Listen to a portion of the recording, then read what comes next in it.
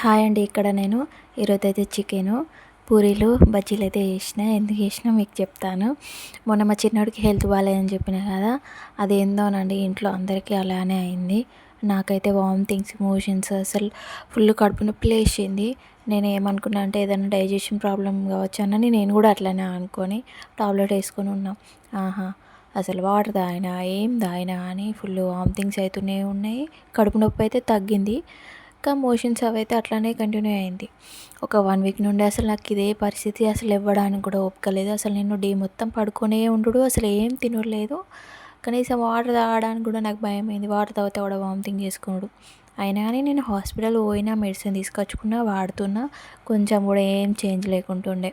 మొత్తం ఎన్ని మెడిసిన్స్ వేసుకున్నా కానీ అసలు అట్లానే అవుతూనే ఉంది. ఇట్లా అయితే కాదు అని అయితే మా అమ్మకైతే ఫోన్ చేసి చెప్పిన, ఇట్లా అవుతుంది మరి అసలు కొంచెం కూడా తక్కువ అవుతలేదు అని అంటే, ఇక మా అమ్మ అయితే అల్లు పట్టించింది. అల్లు అని అంటే ఏంటిది అనుకున్నారు. మరి మా సైడ్ అయితే మేము ఇట్లనే అల్లు పట్టియడం అని అంటారు. అయితే అల్లు పట్టించిన తర్వాత మా బావ వాళ్ళ నానమ్మ తాతయ్య అయితే వచ్చింది.